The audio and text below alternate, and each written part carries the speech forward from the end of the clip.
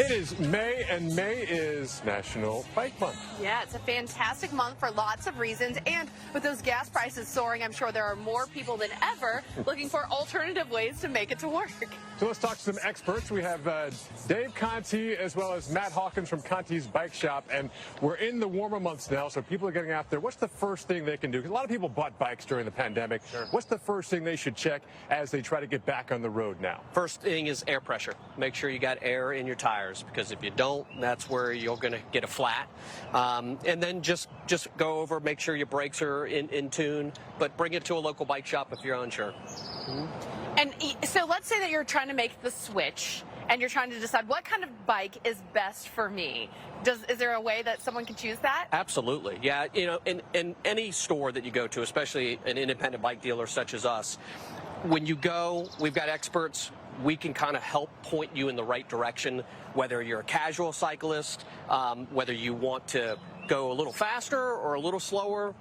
That's where we can find the right bike for you. A lot of people are trying to perhaps save money. So with bikes, you can go from, tens to hundreds to thousands of dollars. So Yes. if someone's looking at perhaps a used bicycle, Sure. what should they really check out before they hunt down that cash? Yeah, used bicycles, you got to be very, very careful.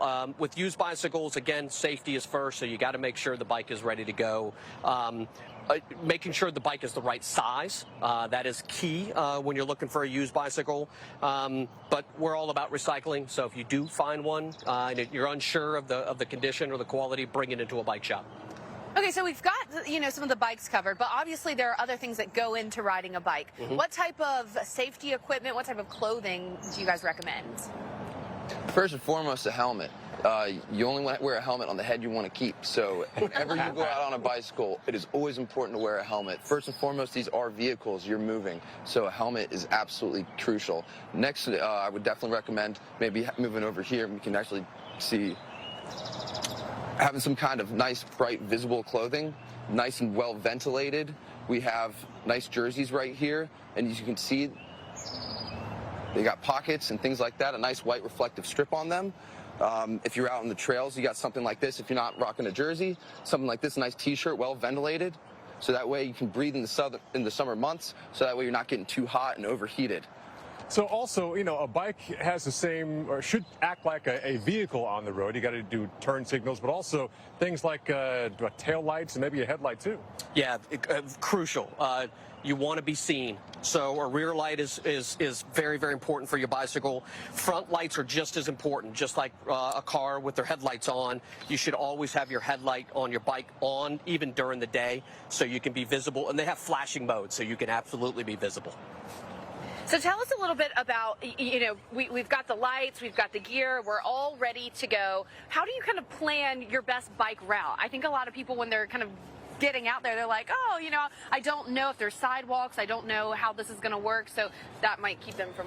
Yeah, especially here in the local communities, you have a great trail network. So sometimes you just want to either get on a mobile app and look at your cycling routes in your local area, where you can be off a main road where it's strictly a cycling trail. That's probably the best thing to do. Or just your local neighborhood that you've got plenty of different routes that you can ride your bike safely. And just driving to work this morning, I saw a couple of different bikers. I saw one person on a sidewalk, pretty busy street. Then I also saw a pack, kind of a peloton of bikers, and they were taking up the whole road. Yes, yeah. Bicycles are vehicles, and they're allowed to be on the road. For most states in the country, we have a 3 feet law. So if you see either a single rider or a group of riders, give them 3 feet when you're passing them. That is the law. And then sidewalks, every county and city is different on if you can ride on sidewalks or not. So you need to check your local ordinance or local town for that. I absolutely love that. And so we've got about 30 seconds. We saw that, electric bikes are becoming more and more popular. Okay, really quickly, what do you think is like the biggest benefit of having an electric bike? It's for everybody. Anybody can be on an electric bike. It enables you to ride longer and still exercise, because you have to pedal while you're riding an electric bike. So it's cheating. You're not cheating. You're not cheating. No, Depends on what you're trying to accomplish. If you're just trying to get there, then... Yeah. It There are hills allows you. here. Let me just tell You know what? You guys actually have some e-bikes. We're going to talk to you coming up in about another 20, 40 minutes or so. Yeah. So we're going to check back with Conte's Bike Shop. But right now, perhaps you're riding in your car, riding your bike. Dr. Postel, you have where the weather should be nice for some trips out there. Hey, you know, we all know that gas prices have got up so high. They're still near record high prices. Drivers are feeling the impact at the pump every time they fill up. So how do you avoid those high gas prices? Well, one way is to own a bicycle. Yes, it's one way to perhaps beat the prices at the pump. And believe it or not, it's not just pedal power. They have bicycles which are e-power. We talked about the electric vehicles. We also have electric bicycles.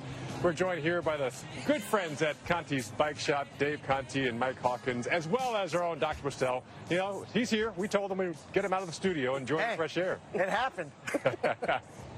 But I want to talk about how these bikes work. Sure. Because you talk about having this automatic power introduced when you're pedaling manually, and that there's a way to switch it off and on. And I imagine going up a big hill like some bike races typically do, you might get a little extra kick by doing that. Yeah, absolutely. Most e-bikes have really easy control features. This specific bike has just a little toggle here where you can control what level you're on.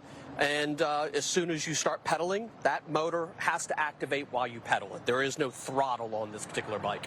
But yes, you can turn it on and off as many times as you want, or keep it in a specific mode for slower speeds or a little bit higher speeds. So you got multiple speeds to work. Multiple modes, kind of a slow, medium, and fast. And that's the E part, but it's still a bicycle. Still a bicycle. Pedal, you have the gears? Yes, you still have to pedal.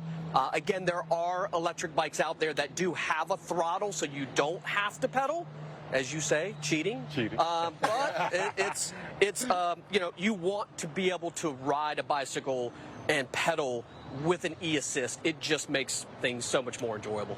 So how long does it take to charge, and how long can you get out of a single charge? Sure. Typical charges range on different bikes, but most better quality bikes like this particular bike right here, a charge is between 4 and 6 hours, and you get a range of about 30 to 60 miles out of a charge.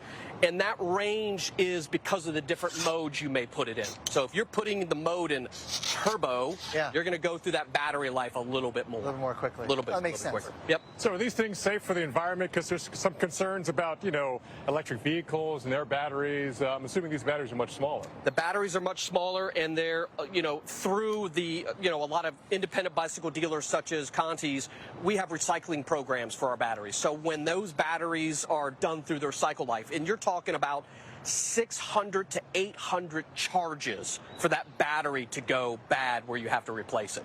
So when that time comes, then you can drop it off at most bicycle stores, and we'll recycle that battery for you. So what kind of differences might I need to be aware of, like between a regular bike and an electric bike like this, where if I'm just going to the store and, I want to buy one of these, do they handle differently? Are they heavier? Yeah, most e-bikes definitely are heavier.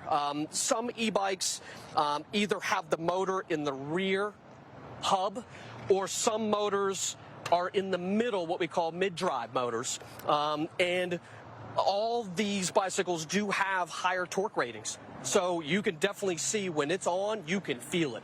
But in general, most e-bikes weigh between 30 and 40 pounds more than a traditional bicycle.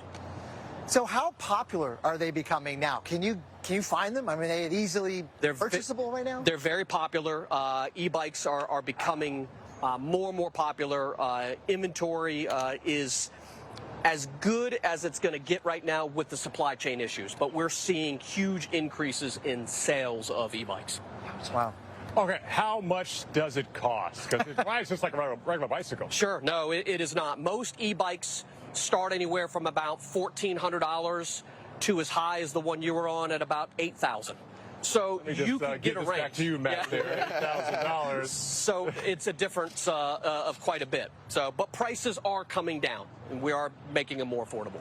So you can $8,000 for an electric bike, or what? $10,000 for these ultralight road bikes that you might see maybe in Tour de France. Yes, yeah. So that particular bike right there is about $10,000, all carbon fiber, and this has electronic shifting.